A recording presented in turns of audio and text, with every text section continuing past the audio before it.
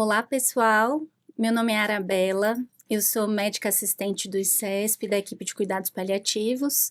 Sou neurologista clínica e fui convidada hoje para falar com vocês um pouquinho sobre o raciocínio prognósticos nas disfunções orgânicas, como reconhecer pacientes elegíveis para abordagem paliativa. A ideia hoje é a gente trazer uma contextualização sobre como realizar o raciocínio prognóstico, quais são os dados importantes na avaliação, sempre o envolvimento multiprofissional, que é sempre necessário para a gente avaliar condições que a gente tem muitas faces, né, sociais, biológicas, espirituais, psicológicas, e conversar um pouquinho sobre as 4 principais disfunções orgânicas da prática do clínico ambulatorial. Então, disfunções relacionadas a doenças cardíacas, pulmonares, hepáticas e renais, que diante de doenças que não têm a possibilidade de cura. Então, para a gente começar, eu gostaria de colocar que eu não tenho um conflito de interesse, mas é importante dizer que essa aula é uma curadoria, que é realizada através do meu olhar sobre o mundo, né, sobre a minha crítica. Então, vai ter influência, sim, sobre como uma mulher branca, paliativista em São Paulo, com experiência profissional em hospitais quaternários do SUS, enxerga esse tema que a gente vai discutir. Então, quando não é possível curar, qual é o objetivo da assistência à saúde? Quando a gente pensa, né, em estudar medicina, a gente pensa que fazendo os melhores diagnósticos, a gente vai conseguir intervir tecnicamente, cientificamente, para tentar recuperar a vida biológica, né? Para tentar recuperar as agressões que uma doença está causando na vida daquela pessoa. Mas o objetivo final é devolver ela para uma vida em que ela tenha percepção que ela está vivendo, né, que ela se identifique com essa narrativa que ela cria, devolver para ela um corpo que seja também capaz de dar a ela a capacidade de interagir com o mundo, com as pessoas, com a comunidade, da forma em que ela vê sentido. Então, até nas doenças que não têm cura, o objetivo continua sendo esse, né? Então, o objetivo da assistência à saúde não é curar, né, mas devolver a pessoa para uma vida em que ela tenha uma percepção de qualidade, que ela consiga transmitir os seus valores, criar a sua narrativa. E quando a gente pensa nisso, então o objetivo não é prolongar a vida a qualquer custo, a vida biológica a qualquer custo. E a gente já faz isso intuitivamente. O nosso objetivo é estabelecer um cuidado que possibilite prolongar uma vida de sentido, prolongando a vida biológica, mas lançando mão de cuidados e estratégias que busquem ajudar o paciente, a pessoa, a ressignificar as perdas que às vezes a passagem da doença trouxe, mesmo que seja uma doença curável. Então, vamos pensar assim, num paciente que tem uma sepse de foco pulmonar importante, mesmo que a gente consiga reverter parte do processo infeccioso, algumas complicações, algumas mudanças podem acontecer e essas marcas podem ficar de maneira permanente. Mesmo que elas não sejam incapacidades físicas, mas a experiência daquele adoecimento, né, o tempo em que ele passou na terapia intensiva, tudo isso vão trazer marcas nessa biografia. E o nosso papel é continuar assistindo esse paciente, dando esse suporte, mas ajudá-lo a encaminhar, né, se caminhar para o mais próximo do objetivo da vida de sentido. Então, a gente já faz isso com doenças curáveis, né? E esse tipo de raciocínio não é exclusivo do cuidado paliativo, mas talvez a gente não coloque em palavras dessa forma, né? Então, é importante que a gente pense em 2 conceitos e em separá-los, a diferença entre vida biológica e vida biográfica. A vida biológica é aquela que refere-se à atividade do corpo, às funções orgânicas. A vida biográfica é a narrativa subjetiva que cada indivíduo tem sobre a sua existência, que engloba, né, experiências sociais, afetos e percepções de si mesmo. Então, envolve uma contação de história. É a história que você conta, como é que você conta a sua própria história, né? Então, é importante a gente entender essa diferença, porque o nosso papel enquanto médicos assistenciais, né, na medicina interna, diante de doenças, né, não cirúrgicas, a gente intervir a tentar possibilitar uma recuperação dessas funções orgânicas que estão sendo comprometidas por um processo de adoecimento, devolvendo a esse corpo uma capacidade de retornar a realizar a sua vida biográfica, que é a vida que o paciente percebe que está vivendo, né? Então, vida vai muito mais além do coração bater, do pulmão respirar, do rim fazer, né, fazer os seus processos de depuração, etc e tal, né? Então, é importante a gente entender que o objetivo de cuidado final é devolver o paciente para sua trajetória. Às vezes, a trajetória vai ser diferente, mas a gente dá esse suporte de ressignificação. E também não pensar em só devolver a normalização das funções orgânicas quando aquele corpo que vai resultar no final das nossas intervenções já não possibilita a existência da vida biográfica, minimamente, né? Então, quando a gente pensa em prognosticar, muitas vezes a gente tem dificuldade em falar sobre isso, porque a gente acha que é um jogo de tiro ao alvo. Tem um alvo muito definido e talvez eu só consiga expressar e conversar com o meu paciente quando eu tenho certeza de qual vai ser o caminho final, né? Mas quando a gente pensa no prognóstico, ele não é uma seta, né? Ele é um intervalo. É um intervalo entre possíveis cenários, entre possíveis caminhos que podem acontecer. E, às vezes, quando a gente constrói a nossa comunicação com o paciente para tentar explicar para ele o que a gente está ajudando ele, né, como é que a gente vai cuidar dele, a gente tem dificuldade de expressar, de alinhar uma expectativa dizendo quais são os cenários mais prováveis. Porque, ao mesmo tempo, o paciente que enxerga-se como enxerga a saúde como uma vida de sentido e não como ausência de doença, às vezes ele tem uma expectativa que o nosso tratamento, antes de começar, a gente já sabe que ele não é capaz de devolver aquilo para ele. Por exemplo, né, um paciente que tem um diagnóstico de DPOC, que já diagnostica numa fase mais avançada, que ele já tem exacerbações frequentes, já tem uma dispneia aos esforços habituais, parou num pronto-socorro, não recebeu o diagnóstico de DPOC, mas como já tinha períodos de hipoxemia, já ganhou um catéter nasal, e aí você vai iniciar o acompanhamento dele, e quando você começa a abordá-lo e a fazer intervenções específicas, você faz o diagnóstico mais acurado, você começa as linhas terapêuticas, né, com melhor eficácia para o controle de doença, para o controle de sintoma. O paciente que não era tratado, às vezes tem a expectativa de que, utilizando os inaladores dosimetrados que você está prescrevendo, que ele vai retomar uma funcionalidade que é aquela de ausência de dispneia e ausência de dependência de O2. Mas a gente sabe que um DPOC, depois que o paciente já estabeleceu a necessidade de suporte de oxigênio, por exemplo, é muito pouco provável que ele evolua com uma retirada completa, né? E às vezes esse paciente tem uma expectativa de voltar a viver sem a dependência de O2, com sintomas zerados e ainda voltar a ser um atleta, um maratonista, por exemplo.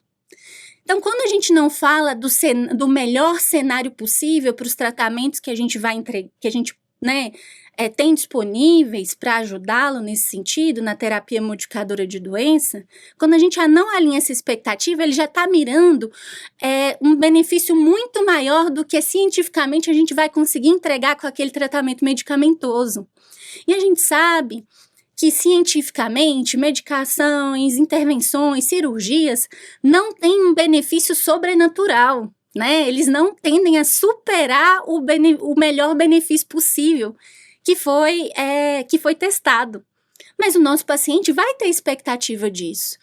Então, só da gente alinhar inicialmente, antes de começar a intervir, a gente primeiro vai trazer um luto, né? A gente vai oferecer para ele algo que não é exatamente o que ele espera. Mas fazendo esse alinhamento, a gente também vai gerar uma consciência prognóstica.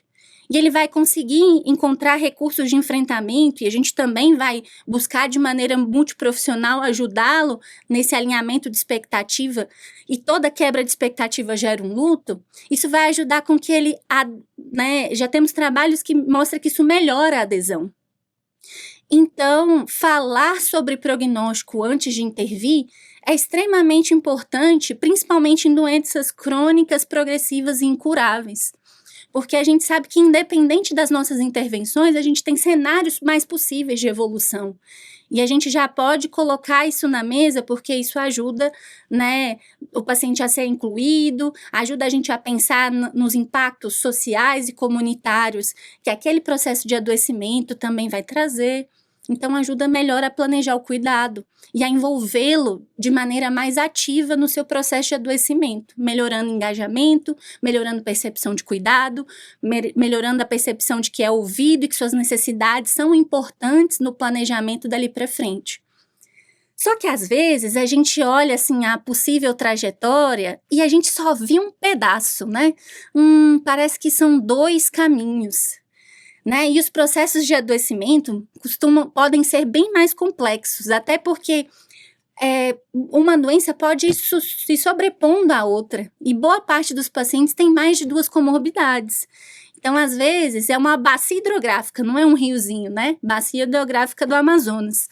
Então, os possíveis caminhos, a gente nunca vai ter certeza exatamente de todos eles, mas a gente sabe que a bacia hidrográfica do Amazonas não irriga São Paulo.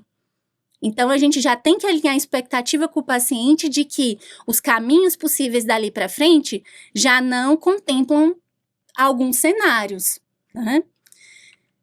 Então, o paciente... Por que tudo isso? Porque quando a gente vai fazer uma intervenção, o paciente precisa colher em vida, e essa vida biográfica, a vida de sentido, os benefícios das intervenções propostas. Não adianta eu fazer intervenções em que o tempo de benefício estimado é muito maior do que o tempo de vida que o paciente já pode ter, o que ele pode exercer as independências dele. E parece simples isso, mas o processo de reflexão, a gente faz isso intuitivamente, mas talvez a gente não faça isso de uma maneira seguindo um passo a passo. E é sobre isso, né, que é a principal ideia dessa aula, é a gente discutir um pouco como pensar o prognóstico e não falar único e exclusivamente de todas as ferramentas específicas para cada doença. Porque, dividindo com vocês um pouco de como é esse pensar, eu entendo que vocês terão capacidade de trazer esse conhecimento para várias outras doenças e refletir sobre isso, para vários outros cenários, né, não só de doenças, mas de pacientes que têm múltiplas doenças ou que têm uma doença um pouco mais rara, um pouco mais complexa, né? Então, o raciocínio prognóstico, a gente pode pensar que existem muitas incertezas, mas existem cenários improváveis que todo mundo sabe, que nós já sabemos, e isso é dado pelo mapa. O mapa é a trajetória possível do processo de adoecimento. É quando a gente consegue, né, quando a gente diagnostica alguém que já tem uma doença com uma história natural bem descrita, conhecida, eu posso entender já a trajetória possível biologicamente e entender, né, com base na ciência também, nesse momento do diagnóstico, quais são as terapias modificadoras que podem mudar essa trajetória. Se não é de curar a doença, é de controlá-la, é de desacelerar o seu processo de avanço biologicamente. E com isso, prolongar o tempo de vida do paciente numa funcionalidade com uma independência a melhor possível por mais tempo possível. Esse é o nosso objetivo. Então, quem define os possíveis trajetos, né, dos cenários biologicamente possíveis é esse conjunto, né, de eu buscar o melhor diagnóstico, o diagnóstico mais acurado possível e as terapias modificadoras que têm mais impacto, trazendo mais benefício do que risco, mas ponderando as duas coisas e entendendo quanto elas podem modificar. Então, entendem que prognosticar deveria ser algo que a gente busca fazer antes de começar a intervenção? Porque se eu conheço a história natural da doença, não é uma doença rara que ninguém ainda descreveu a história natural. Então, estamos falando da maioria das doenças mais comuns. E eu já sei quais são as terapias modificadoras de doença e o quanto elas conseguem modificar no tempo de vida biológico, né? Em prolongar as funções orgânicas ali, desacelerar o processo da doença.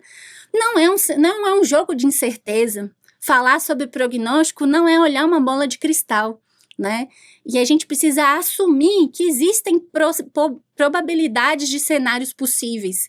E já existem cenários impossíveis. E colocar de maneira inicial, antes de fazer a intervenção, quais são os cenários possíveis dentro do melhor caminho, do caminho mais provável e também o pior cenário. E aí, nesse espaço, né, nesse intervalo, a gente olhar para isso e buscar o tesouro. E o tesouro está no paciente. Então, sabendo que a sua doença, que a doença que o acomete pode, né, evoluir no melhor cenário, de maneira mais provável no meio, ou no pior cenário dessa forma, como é que a gente vai cuidar de você para garantir que o seu tesouro seja preservado o máximo possível? E o tesouro é a vida de sentido para o paciente, né? Que são os seus valores, né? A vida narrativa, a percepção dele do que é viver, do que ele precisa, do que é o mínimo necessário para se identificar como uma pessoa, né? O que se ele perder, é como se ele já perdesse a existência, mesmo que o corpo continue funcionando. E é o que a gente não quer adiantar que esse processo aconteça, às vezes fazendo intervenções que abreviem a vida de sentido, apesar de ter uma chance dela prolongar a vida biológica. Então, o tesouro, né, depois da gente avaliar a lacuna, né, o espaço possível, que é o mapa, o tesouro é o que a gente vai buscar sempre preservar, né, se aproximar dele. E o que é a bússola? Diante de tantos caminhos, qual será o meu norte? É o objetivo de cuidado. Quando, olhando o tesouro do paciente, olhando os valores dele, ele me diz, para eu sentir que a vida faz sentido, doutora, eu preciso conseguir cuidar de mim, eu preciso tomar o meu próprio banho, ter menos ajuda, eu preciso conseguir fazer uma transferência, nem que seja ao banheiro, ou ir da cama para a cadeira, fazer minha própria refeição. Eu preciso estar lúcido, porque eu preciso expressar os meus desejos, eu preciso interagir com as pessoas que eu amo. Então, os caminhos possíveis, né, não são os biologicamente possíveis. Olhando para os valores dele, talvez o caminho que faça sentido são 2 ou 3. E quem faz essa seleção é o objetivo, que vem do valor e da vida de sentido. Então, eu não vou oferecer para ele caminhos que ameacem, né, que vão afastá-lo dessa vida que ele sente que está vivendo. Porque aí eu estou abreviando a vida biográfica às custas de só prolongar a vida biológica, de só prolongar a vida do corpo, mas não a vida que ele sente que está vivendo, a vida transformada, né? Então, e esse processo de entender os caminhos possíveis é um processo que passa por uma análise científica, biológica e das terapias modificadoras de doença para aquele processo de adoecimento que ele tem, que passa pela consideração dos valores, mas que passa por uma avaliação transdisciplinar, que considera o meio que ele vive, os recursos da rede de apoio, as vulnerabilidades socioeconômicas que às vezes já estão presentes e estratégias para minimizar o impacto delas dentro do que é possível, né? Então, eu preciso muito de uma avaliação em equipe, uma avaliação em que eu tenho um assistente social atuante, que eu tenho um psicólogo atuante, que eu tenho um fisioterapeuta, um terapeuta ocupacional, uma enfermeira, e não só o médico. Então, quando a gente fala sobre isso, a jornada do cuidado, ela, né, se inicia com o paciente, a equipe multiprofissional, pensando quais são as trajetórias possíveis que fazem sentido para aproximá-lo do tesouro, que é o retorno da vida biográfica, que às vezes já foi até muito perdida com o início da doença, ou com a manifestação, ou com o avanço da doença, né? E o que a gente sempre quer é compreender cientificamente quais os caminhos possíveis, utilizar escalas e ferramentas validadas para o cenário que possibilitem estimar biologicamente qual a probabilidade dos tratamentos que a gente tem desacelerar ou modificar a história natural da doença, examinar se esses cenários possíveis levarão o paciente a se aproximar ou se afastar da vida biográfica de sentido, evitar conduzir o paciente, e isso aí é o raciocínio prognóstico, que é algo que o paliativista se debruça na sua formação. A gente quer evitar de conduzir o paciente para trajetórias que não ajudam ele a se aproximar da vida de sentido. E, às vezes, até buscando prolongar a vida biológica, a gente abrevia o tempo de vida biográfica, né? Ou até biológica. Por exemplo, num paciente que está claramente perdendo a sua reserva funcional, tendo complicações relacionadas ao avanço da doença, que são marcadores aí do último ano de vida, a gente, né, defender ou aplicar terapias modificadoras de doença que tem risco de toxicidade, por exemplo, maior risco de toxicidade do que probabilidade de levá-lo para colher um benefício em vida, e vida de sentido, não só tempo de coração batendo. E às vezes, né, indicando uma terapia mais tóxica do que aquela reserva funcional consegue dar conta, a gente tira o tempo de vida do paciente, ou faz com que ele perda a cognição ou a funcionalidade motora que ele ainda tinha de uma maneira mais rápida, sem a possibilidade de retomá-la com as melhores medidas de reabilitação, né? Então, aí a gente fez exatamente o que a gente não quer, que é devolver o paciente para a vida em que ele sente que está vivendo, né? Então, quando a gente pensa nisso, é importante a gente relembrar aqueles termos, quando a gente pensa numa doença progressiva, incurável, que pode ameaçar a vida, a gente relembrar os conceitos de terminalidade, fase final de vida e processo ativo de morte, né? Então, quando a gente pensa em terminalidade, né, é quando uma doença avança ao ponto de o tratamento modificador de doença ir diminuindo o seu impacto e a necessidade de cuidado relacionado a controle de sintomas, sofrimento relacionado ao aumento do grau de dependência vai aumentando e a necessidade de cuidado paliativo vai aumentando também. Até que o paciente, né, chegue próximo do último ano de vida, quando a terapia modificadora parece que já não está modificando muita coisa, a dependência física está aumentando e os sintomas estão se tornando mais intensos, né? Então, isso pode ser estimado como a doença realmente é incurável e as terapias modificadoras estão diminuindo a sua potência em mudar essa trajetória.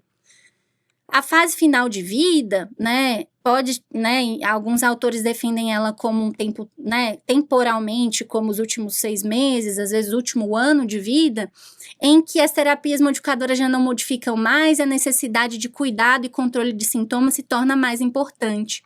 E talvez o limite biográfico, e aí lembrando que a biografia é algo muito individual, por isso a gente está falando de um cuidado voltado, né, para um planejamento de cuidado individual em pacientes que têm doenças muito sérias, esse limite biográfico talvez esteja próximo daqui, mas isso pode variar. Tem muitos pacientes que ainda encontram sentido biográfico até muito próximo do óbito biológico. Mas por que é importante, talvez, a gente ter isso em mente? Porque todas essas conversas sobre o que é importante, qual é o melhor, qual é o pior cenário, eles precisam ser feitos de maneira muito antecipada, para que o paciente tenha condições físicas, cognitivas e emocionais de trazer as suas elaborações. Não adianta eu começar a discutir isso quando a vida biográfica de sentido já se perdeu muito, ou quando o nível de consciência já está flutuando e eu não consigo ter essa conversa com o principal interessado, que é aquele paciente que sofre, que sofre o processo de adoecimento, que está sofrendo a mudança na sua vida biográfica, que está próximo de uma ruptura, de uma mudança brusca. Então, por isso que o limite biográfico é o nosso limite, que a gente não deve deixar essas conversas para próximo dele. A gente precisava construir isso de maneira multiprofissional, incluindo a rede de suporte do paciente antes desse momento. E o óbito, depois da evolução para o óbito, né, a gente ainda tem repercussões biográficas, que aí não é na biografia desse paciente, mas dessa rede de suporte que viveu todo esse processo com ele, seus familiares, sua comunidade, que também gera transformações e sofrimento. Pensando que o cuidado paliativo tem como objetivo, né, como objeto de estudo o sofrimento, né, faz sentido que a gente acompanhe em todos esses momentos. Então, resumindo, o prognóstico, ele é multidimensional. E se ele é multidimensional, ele precisa ser feito de maneira multiprofissional. Então, o prognóstico não é dado só pelas avaliações relacionadas à progressão, ao estadiamento, à gravidade biológica da doença. Ele é também definido, né, por questões socioeconômicas, culturais, religiosas, que determinam a vida de sentido daquele paciente. É muito diferente tratar um DPOC avançado na Zona Oeste de São Paulo. É muito diferente do que tratar isso, né, a mesma doença com a mesma gravidade biológica na periferia, por exemplo, da Zona Sul. Então, é importante a gente trazer esse contexto, porque hoje, no nosso país, e nós somos médicos brasileiros que cuidam de brasileiros, o nosso desafio é, muitas vezes, adequar, né, as informações, né, que a gente, né, tem de estudos que são do hemisfério norte, da Europa, por exemplo, para a nossa realidade. Não adianta a gente querer cuidar de brasileiro olhando de maneira super direta, como se ele tivesse nos recursos, com as dinâmicas sociais que a gente tem nos países desenvolvidos. E a gente sabe que hoje o principal marcador de sobrevida global é a desigualdade social e a desigualdade socioeconômica racial. A gente pode olhar, por exemplo, para o município de São Paulo, onde a sobrevida na periferia, por exemplo, da Zona Sul, é em média de 57 a 63 anos, e quando a gente olha aqui perto do HC, a sobrevida vai de 75 a 81 anos. Isso é, né, uma manifestação da mistanásia. Os pacientes da periferia que não acessam cuidado de saúde preventivo, longitudinal, diagnósticos precoces, intervenções para terapia modificadora de doença mais rápido, por questões sociais, mesmo por baixa capilaridade, mas principalmente por, né, trazendo aí uma desigualdade racial também, por isso que eles morrem mais. Não é porque o DPOC é mais grave na periferia do que no centro de São Paulo. Né? Então, prognosticar é olhar para tudo isso, né? E entender que existe uma desigualdade social que determina que um paciente que recebeu melhores cuidados tenha mais possibilidades de desfechos favoráveis do que aquele que já chega a um serviço quaternário como o HC e já vem tendo a sua saúde vulnerabilizada por questões estruturais de desigualdade socioeconômica racial do país. Então, quando a gente pensa em tudo isso, né, em fazer esse raciocínio prognóstico precoce, o que a gente quer entregar para o paciente? Né? O que a gente quer pensar junto enquanto equipe? Desculpa. Revisar o cuidado atual e planejar o cuidado futuro, reavaliando se o tratamento atual e a medicação que o paciente usa está otimizada, considerar o encaminhamento para uma avaliação de um especialista e, né, para avaliação de sintomas ou de complicações que estão sendo difíceis de manejar, acordar com o paciente sobre os objetivos de cuidado atual e no futuro, considerando os seus valores e a vida de sentido, considerando o seu contexto sociofamiliar, planejar com antecedência caso a pessoa esteja sob risco de perda cognitiva, porque a perda cognitiva é um marcador dos mais importantes para a perda da autonomia. E perdendo a autonomia, a gente perde a possibilidade de conversar com o paciente sobre quais são os seus tesouros, né? Qual é o objetivo de cuidado, o que a gente vai tentar preservar, quais os pratinhos que a gente não pode tentar deixar cair, independente dos caminhos que a trajetória de doença siga. E registrar em prontuário uma comunicação que coordene esse plano geral. Então, é por isso que a gente traz essa discussão, né? E pensar que a estimativa mínima de pacientes com necessidade de cuidado paliativo em 2024 superou 1 milhão. Então, a gente ainda tem muita demanda, mas poucas pessoas talvez atentas às intervenções necessárias para o planejamento de cuidado. A gente ainda tem utilizado muito isso em hospitais quaternários, em alguns ambulatórios especializados, e os pacientes já chegam muito próximo, né, ou já no último ano de vida, quando outras intervenções que poderiam fazer sentido na vida biográfica já nem são passíveis de ser feitas. Então, para entender melhor tudo isso, a gente precisa revisar alguns passos, né? E um deles são pensar nas possibilidades de trajetórias que as doenças podem ter, né? Então, Scott, Murray e Lin descreveram, né, em 2005, 3 grandes grupos de curva, né, como as doenças podem evoluir de acordo com a história natural. Então, o primeiro grupo são os pacientes com doença oncológica, o segundo é o que a gente vai se debruçar mais hoje, que são os pacientes com disfunções orgânicas relacionadas a doenças cardiovasculares, pulmonares, hepáticas, renais, né, e o segundo, né, o terceiro, estão relacionados às doenças neurodegenerativas progressivas. A principal descrição está relacionada a demências ou a síndrome de fragilidade, né, associada ao acúmulo de comorbidades que vão levar a uma perda funcional progressiva, redução de massa muscular, intolerância ao exercício e restrição de mobilidade.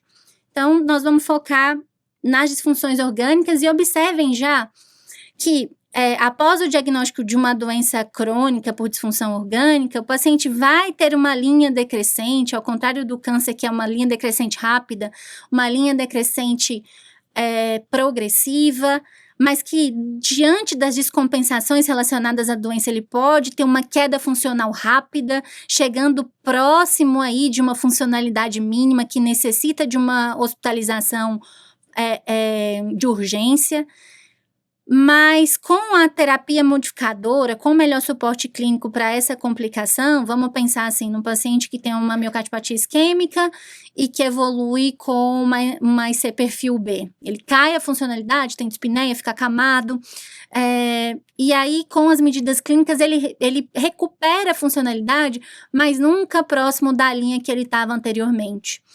E no final da vida, né, com a progressão dessa disfunção orgânica, ele vai passar a ter essas descompensações de maneira mais frequente, até que uma das descompensações já o leva ao óbito.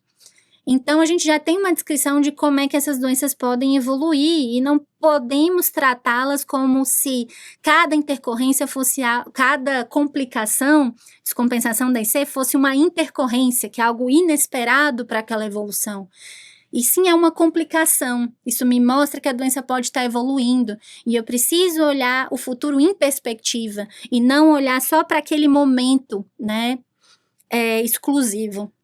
Como se, não, então eu preciso reverter e independente de para onde eu vou devolver esse paciente, eu vou fazer intervenções biológicas que sejam capazes de intervir e modificar a evolução biológica, né? Não independente de como o paciente vai sair disso, isso não passa pela minha cabeça, isso não vem como reflexão. Então é isso que a gente precisa modificar do nosso raciocínio. E uma medida inicial é que, às vezes, a gente segue muita intuição e esquece que já existem trabalhos que trazem ferramentas em perceber, né, em avaliar, né, a percepção subjetiva dos médicos sobre os processos de adoecimento. Então, esse é um trabalho de 2016 que mostrou que, né, em pacientes com multimorbidades, 32% dos médicos superestimavam o benefício das suas intervenções. E acho que um dos vieses mais, né, importantes na prática médica é o viés do otimismo. A gente tem uma percepção que se a gente intervém, o desfecho melhor esperado tem mais probabilidade de acontecer. E 9%, né, e 34% subestima o malefício. Então, a gente tende a ser mais otimista em pensar que quando eu insiro uma intervenção, ela vai ter mais potência para modificar a história natural da doença porque eu intervi. E se eu não intervir, eu vou estar piorando a evolução, né? Só que muitas vezes a evolução final é de piora, porque eu subestimei o malefício das intervenções. E todas as intervenções têm riscos e benefícios, né? Além disso, o otimismo é uma coisa contagiante. Então, isso é um trabalho de pacientes com câncer, mas que eu gostaria de trazer para ilustrar. Quando o paciente era mais otimista em pensar que só o melhor cenário ia acontecer, o médico que o cuida também tem uma visão mais otimista. Às vezes subestimando que o cenário mais provável não é o melhor cenário que o paciente espera, nem que o médico espera, né? E não enxergando as outras variáveis que mostram a evolução pior. Além disso, então, pensamos em formas assim, como é que a gente pode triar inicialmente para avaliar se esse paciente pode estar próximo aí dos últimos dias de vida, pode estar próximo da evolução para a fase final de vida, né? Então, a primeira ferramenta de triagem validada é a pergunta surpresa, que parece muito simples, mas a pergunta é: você se surpreenderia se esse paciente, olhando para ele naquele momento, falecesse dentro de um ano? Se a resposta, né, é sim, você deve continuar monitorando e acompanhando o paciente de acordo com a avaliação padrão. Agora, se é não, e isso vai depender muito da sua capacidade de inspeção, da sua experiência em tratar aquela doença, do quão grave o paciente está no momento que você está olhando para ele. Se ele está em ambulatório, talvez você tenha dúvida, será que ele tem 1 ano, será que não? Agora, se ele está no pronto-socorro e ele tem um DPOC e está exacerbado, talvez você vai dizer, não, eu não me surpreenderia. Mas é uma ferramenta que não tem tanta não tem tanta sensibilidade, nem uma autoespecificidade, mas ele mostra um bom valor preditivo negativo, que talvez seja o mais importante para um teste de triagem, né? Que é, se a resposta, eu me surpreenderia sim, né? Você tem tranquilidade em continuar acompanhando o paciente de maneira tradicional. Se não, você precisa olhar com mais cuidado e já pensar num planejamento futuro. E a sensibilidade foi maior em pacientes com maior probabilidade pré-teste, que foi isso que eu disse. Se você olha para o paciente no momento que ele está numa descompensação grave ou com uma disfunção orgânica, é muito provável que você vai conseguir acertar. Não me surpreenderia se ele morresse dentro de 1 ano ou até na própria internação. E a pergunta surpresa também varia de acordo com a experiência do examinador. Quanto mais experiência, maior foi a acurácia. Entretanto, Se você cuida do paciente a longo prazo, quanto maior o seu vínculo afetivo com ele, maior foi o otimismo também. Então, para pensar em tudo isso, eu vou discutir com vocês um pouco sobre ferramentas de triagem para a necessidade de abordagem paliativa. Por quê? Eu acho que talvez para o internista que vai fazer ambulatório, né, como muitos de vocês fazem, ou que vão estar numa enfermaria, isso te ajuda a alinhar qual é o planejamento, o que você precisa ter mais atenção dali para frente. E trazer o paciente para a reflexão do cuidado com uma avaliação também multiprofissional. Então, essas ferramentas auxiliam os profissionais de saúde a reconhecer o momento oportuno para discutir com o paciente e a sua família a progressão da doença e as opções de cuidado disponíveis. Esse diálogo antecipado permite que o paciente expresse suas preferências e necessidades, garantindo um planejamento de cuidado mais alinhado com os seus valores e expectativas. Eu apresento para vocês 3 ferramentas de triagem que já, né, são muito bem validadas, o SPICT, que já tem uma tradução para o Brasil, o SPICT-BR, o GSF, que é britânico também, que traz algumas especificidades e já traz uma informação adicional para doenças neurodegenerativas, e o NECPAL, que é espanhol, que também traz alguns critérios de quais são os critérios gerais de que o paciente talvez está se aproximando do último ano de vida, mas quais são os critérios específicos para cada disfunção orgânica. Nós vamos nos ater a discutir um pouco mais esses 2, que são, né, mais aplicáveis na nossa prática clínica. E pensando nos critérios gerais, né, a gente vai pensar, então, antes de olhar para o paciente de maneira específica para a doença, vamos olhar se ele já tem comprometimento de que todas as doenças, ou a maioria delas, vai apresentar no último ano de vida. Então, ele está tendo internações hospitalares não programadas, capacidade funcional está ruim ou está em declínio, com limitada reversibilidade, você faz intervenções no sentido de reabilitação, no sentido de melhorar controle de sintoma, você otimiza terapias modificadoras, mas isso não faz com que ele volte a ganhar independência e funcionalidade. E um marcador importante é se o paciente fica mais de 50% do tempo acamado ou sentado. Se ele já apresenta dependência de outros para cuidados pessoais, devido aos problemas físicos ou de saúde mental, se precisa de mais suporte de cuidador, se já acontece perda de peso significativa nos últimos 3 a 6 meses, alguns critérios vão colocar a perda maior do que 5% em 6 meses, ou 10% em 1 ano.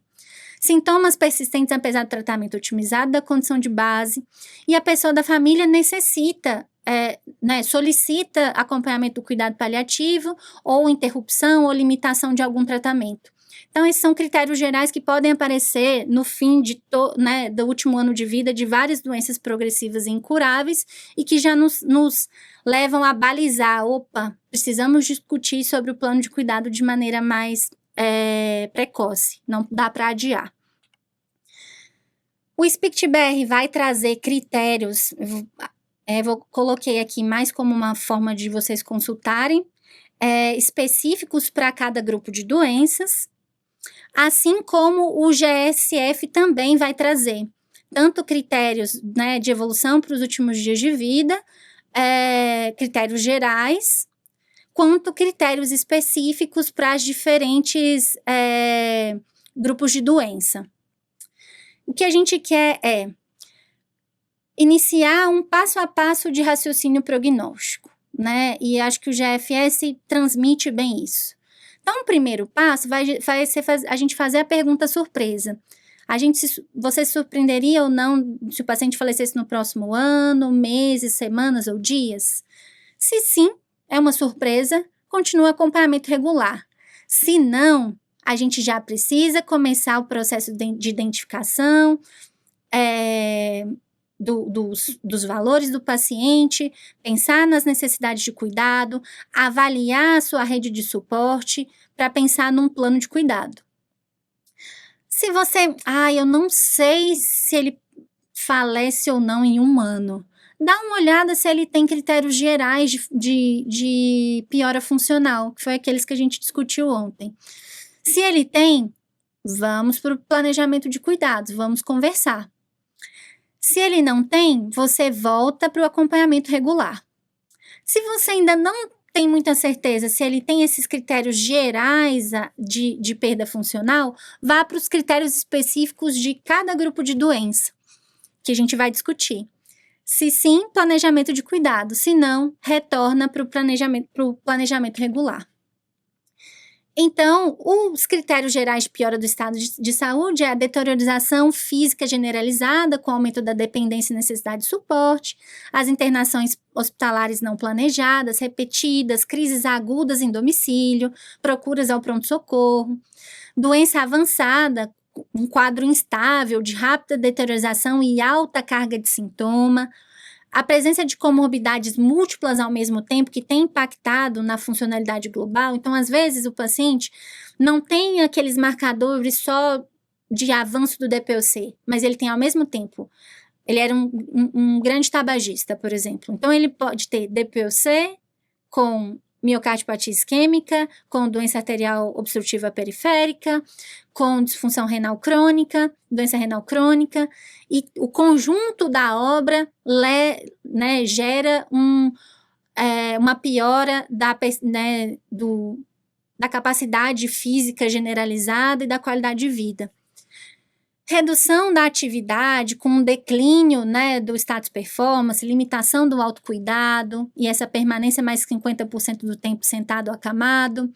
Ele vem em resposta decrescente aos tratamentos, você muda as terapias modificadoras, mais adequadas possível para o cenário dele, mesmo assim ele não tem ganho nem de sintoma, nem um ganho funcional, não tem uma melhora aferível do ponto de vista de qualidade de vida. Ou quando o paciente ativamente, decide, e isso com autonomia, entendendo prós e contras, riscos e benefícios de não fazer um tratamento adicional, se a perda de peso é maior que 10% nos últimos 6 meses ou 5% em 3 meses, se ele teve algum evento sentinela grave, por exemplo, um paciente que teve uma descompensação do DPOC e precisou ser entubado. Isso já é uma queda grave, Ou já tem estresse do cuidador. Se o cuidador está estressado é porque ele está precisando cuidar de muita coisa. Já é uma dica também. Ou um marcador geral, que tem boa acurácia também, que é uma albumina menor que 2,5. Então, depois da gente olhar esses critérios gerais, se o paciente tem eles, você já precisa iniciar o cuidado paliativo primário, que é aquele que busca mais ativamente entender valores e planejar o cuidado de maneira multiprofissional, para de maneira antecipada a gente pensar o que a gente vai priorizar a depender dos desfechos de evolução e tentando sempre preservar e aproximar o paciente do objetivo de cuidado principal, que é a vida biográfica de sentido. Só porque a gente tem ainda marcadores específicos para cada disfunção orgânica. Então, hoje a gente vai falar, eu vou detalhar agora daqui para frente para vocês um pouco mais sobre esses marcadores das falências orgânicas. Então, a gente vai falar de um caso primeiro, que é o do seu Antônio, de 78 anos, que apresenta insuficiência cardíaca por miocardiopatia isquêmica há 15 anos, e atualmente está mantendo o dispneu repouso, com histórico de 4 internações por descompensações no último mês, 6 meses, apesar da terapia otimizada. Após cada internação, a filha Maria, que é a principal cuidadora, nota que ele não retorna ao que era antes, mesmo os médicos dizendo que trataram tudo que foi possível. Ele agora fica a maior parte do tempo sentado em casa e tem muita falta de ao tomar banho. Então, ele passou a tomar banho a cada 3 dias por conta disso. Então, diante dessa história do seu Antônio, a gente já consegue perceber que ele tem alguns dos marcadores específicos, para doença cardiovascular que marcam o último ano de vida. Uma insuficiência cardíaca, classe funcional 3 ou 4, com sintomas persistentes apesar da terapia otimizada, internações repetidas, no caso da insuficiência cardíaca, 3 admissões em 6 meses, O paciente, né, que tem mais de 75 anos, né, uma descompensação já é um marcador de impacto no prognóstico global. Pacientes com fração de ejeção reduzida apresentam pior prognóstico, então avaliar também objetivamente se houve piora quantificável da disfunção miocárdica. Se ele tem doença arterial coronariana avançada ou doença vascular periférica grave ou intratável, também é um marcador. E se ele tem sintomas difíceis controles, apesar da terapia otimizada. Então, esses são os critérios de triagem específicos para as doenças cardiovasculares. Tudo bem que a gente não pode colocar todas no mesmo balaio, mas quando a gente fala de uma ferramenta de triagem, é que ela nos leva a pensar que a gente não pode só continuar tratando, avaliando apenas a vida biológica. A gente precisa tornar a discussão um pouco mais complexa. E aí existem outras ferramentas mais específicas para a gente tentar fazer um prognóstico mais acurado do que essa ferramenta de triagem. Elas vão variar, né, tanto os seus benefícios quanto as suas fragilidades, a depender da cardiopatia ou vasculopatia de base, mas eu trouxe para ilustrar para vocês essas possibilidades. Acho que não daria para a gente esmiuçar em uma aula com tantos temas, né, com um tema tão abrangente, cada uma delas. Mas eu coloco para vocês o IC-MAGIC, o Seattle Heart Failure Model, que também tem probabilidade prognóstica, principalmente para pacientes com miocardiopatia isquêmica. O caso 2 é da Dona Maria, que é uma ex-tabagista com um histórico de 50 maços anos, tem um VFI de 25% do previsto, indicando uma doença pulmonar obstrutiva grave. Nos últimos 10 meses, ela teve 3 internações hospitalares devido à exacerbação aguda do DPOC, exigindo ciclos repetidos de antibióticos e corticoides. A dispneia é um sintoma dominante e contínuo. Ela pontua no MRC modificado, uma correção aí, 4, sendo incapaz de sair de casa, incapaz para se vestir ou para caminhar mais de 50 metros na superfície plana. Além disso, ela apresenta sinais de cor pulmonar, com edema de membros inferiores e aumento da pressão venosa jugular. E a reabilitação pulmonar já não está sendo eficaz. Então, ela também apresenta marcadores específicos para pneumopatia terminal, né, para o último ano de vida ali. A doença é grave, né, o VFI menor do que 30%, com sintomas persistentes. O paciente também pode ter internações hospitalares recorrentes, pelo menos 3 no último ano, né, não em 6 meses, como era nas cardiopatias. Hipóxia, preenchimento, né, ou preenchimento de critérios para oxigênio hospitalar, condição inadequada para cirurgia ou reabilitação pulmonar, né, quando a gente coloca cirurgia não candidata a transplante também, né, isso já tem que ter sido avaliado, né, para o cenário específico da paciente. O MRC entre 4 e 5, necessidade prévia ou atual de UTI, de ventilação não invasiva durante a internação, ou quando a ventilação é contraindicada, por exemplo, ela tem, junto com o DPOC, um adenocarcinoma proximal de pulmão, que fecha a grande via aérea, né? Outros fatores, como cor pulmonar, anorexia, caquexia, o uso de esteroide, de corticoide maior que 6 semanas nos últimos 6 meses anteriores. Então, também são critérios mais refinados de triagem para o paciente com pneumopatia, que precisam ser tratados como critérios de triagem. E aí, de maneira mais específica, o próximo passo é discutir o prognóstico global, mas já discutir antes o prognóstico de vida biográfica. E aí eu trago também outras ferramentas que podem ajudá-los aí, né, na acurácia, né, em acurar, em especificar um pouco mais a sensibilidade, né, do prognóstico global, a sensibilidade e especificidade do prognóstico global. Então, o BOD é o principal, mais validado, né, das ferramentas prognósticas que a gente pode utilizar, e eu coloco também como uma forma de consulta, e vou deixar também uma lista para vocês acessarem, né, ferramentas específicas que você pode consultar e avaliar a aplicabilidade para o caso do paciente que você está cuidando no ambulatório ou em outro cenário. Então, tá aqui que, né, ele vai ter uma boa sensibilidade e especificidade, principalmente relacionada à queda do VF1. O terceiro caso é de Dona Clara, de 68 anos, que apresenta cirrose de etiologia alcoólica há 8 anos. Ela também tem um carcinoma hepatocelular de estágio avançado, para a qual o transplante hepático já não é mais uma opção. Recentemente, ela apresentou um episódio de peritonite bacteriana espontânea e seu RNI está elevado. E ela também já tem um grau de desnutrição importante e ascite refratária diurético. Então, dos critérios específicos para as hepatopatias, a cirrose avançada, principalmente avaliar o Child e o maior do que 6,12, né, é um bom corte. A presença de um carcinoma hepatocelular junto é um fator de mau prognóstico.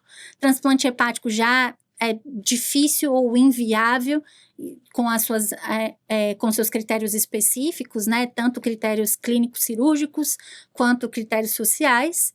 Ou se a paciente já apresenta uma das complicações principais de avanço de doença no último ano. PBE, ascite refratária diurético, HDA, síndrome hepatorrenal ou hepatopulmonar. E também para a cirrose, nós vamos ter aí uma discussão mais específica de, depois, se o paciente tem positivo esses critérios anteriores que são de triagem, a gente vai refinar a avaliação prognóstica global, utilizando principalmente critérios de complicação como MELD e associar MELD e Child. E o quarto caso é o do seu José, de 90 anos, portador de diabetes mellitus há 30 anos, que tem uma doença renal crônica por nefropatia diabética e nos últimos meses desenvolveu insuficiência renal sintomática, apresentando náusea, vômitos refratários e prurida intratável. Ele perdeu algumas consultas de segmento, pois estava muito fraco para sair de casa, totalmente dependente para as atividades básicas da vida diária no último mês. E a filha Júlia, que é a única cuidadora, não conseguiu transporte municipal para trazê-lo ao OGD antes. Então, ele chega com toda essa manifestação clínica e há 3 meses o clearance, né, que os exames anteriores, o clearance já era menor do que 15. Então, esse paciente também apresenta os critérios de triagem específica para doença renal crônica terminal, né, fase final de vida da doença renal crônica, né, que é a deteriorização da função renal, principalmente quando o clearance é menor do que 30, internações não planejadas e repetidas, mais de 3 em um ano, paciente com baixa tolerância à diálise, se assim ele tivesse realizado, mas é um critério no paciente que você acompanha cronicamente. E pensar que a intolerância é a inefetividade da diálise, ou angina, ou hipotensão recorrente, ou infecções relacionadas de corrente sanguínea relacionada à manipulação, ou falência de acesso, tudo isso são marcadores. E que não seja ponte, né, para um transplante renal. O paciente que opta por não dialisar, né, ou descontinuar a diálise, pacientes com sintomas físicos e psíquicos de difícil manejo ou refratário aos tratamentos específicos, e insuficiência renal sintomática, né, que com o aumento dos sintomas vai levar a um declínio funcional mais rápido ainda. E aí, das ferramentas específicas que a gente pode refinar depois, consultem o ARROI, que também tem boa acurácia prognóstica. E ele é bem complexo, não dá nem, né, é importante a gente usar a ferramenta online mesmo para calcular o risco estimado em tempo, lembrando que todas essas ferramentas específicas de prognóstico consideram um tempo de sobrevida biológico. Então, a intervenção para a vida biográfica vai se finalizar antes da sobrevida biológica final. Então, é importante acelerar as discussões relacionadas ao plano de cuidado. Lembrar que nos extremos etários a gente tem um trabalho que mostrou nos pacientes acima de 80 anos que a diálise não modificou de maneira efetiva o tempo de sobrevida. Lógico que eu não quero trazer aqui uma discussão unicamente etarista, A gente precisa avaliar como era a reserva funcional desse senhor de 80 anos, né? Se for o Drauzio Varela, acredito que o desfecho vai ser muito mais positivo. Mas numa população global, a própria diálise, dialisar ou não, o tempo de sobrevida foi estimado, foi basicamente o mesmo, né? De 6 meses. E pensar que a evolução, né, essas doenças podem evoluir juntas ao mesmo tempo, somando trajetórias de doença crônica junto ao mesmo tempo. E às vezes é difícil a gente definir qual a trajetória predominante, né, em cada uma delas. Lembrar que a própria diálise também, né, gera mudanças de rotina e sintomas importantes, né, e aqui, né, a gente tem uma demonstração um pouco sobre quais foram os principais fatores associados ao arrependimento associado à diálise, né, e o quanto isso impacta diretamente na vida biográfica dos pacientes. E na suspensão de diálise, a sobrevida média no trabalho americano foi de 8 a 10 dias. Cuidados com equipe de cuidado paliativo específica, 85% desses que foram estudados faleceram com sintomas controlados. Pensar que nesse último caso, o paciente, além da doença renal progressiva, poderia ter síndrome de fragilidade junto. E aí, o CFS, né, a escala de fragilidade, pode também nos ajudar a estimar o prognóstico global e precisa ser avaliado, né? Então, eu coloco aqui para vocês também consultarem a escala específica, que é uma escala de triagem. E esse trabalho recente mostra para a gente que, né, nos pacientes com síndrome de fragilidade, com essa escala do CFS de 1 a 2, que apresentaram uma parada cardiorrespiratória na internação, se a funcionalidade anterior é de independência física, né, e certa robustez, 57% retornam, né, não falecem após a parada cardiorrespiratória. Se o prognóstico já é pré-frágil, de 3 a 4 na escala de vulnerabilidade, então não é um hidrogênio frágil, mas ele é vulnerável, 81% não vai ter retorno à circulação espontânea e à vida de sentido.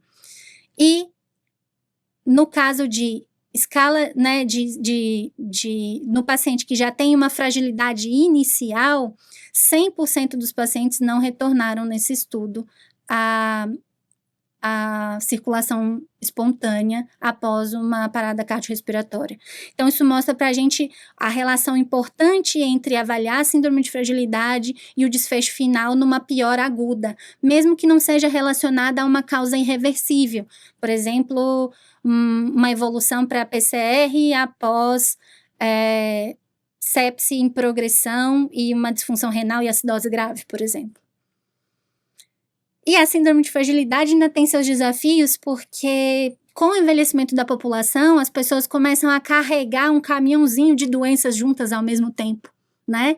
E aí, a disfunção, às vezes o paciente tem as 3 ou 4 curvas, ou 5 curvas ao mesmo tempo de processo de adoecimento, né, que estão ali no mesmo corpo. Como é que a gente pode estimar, né, o prognóstico global desses pacientes?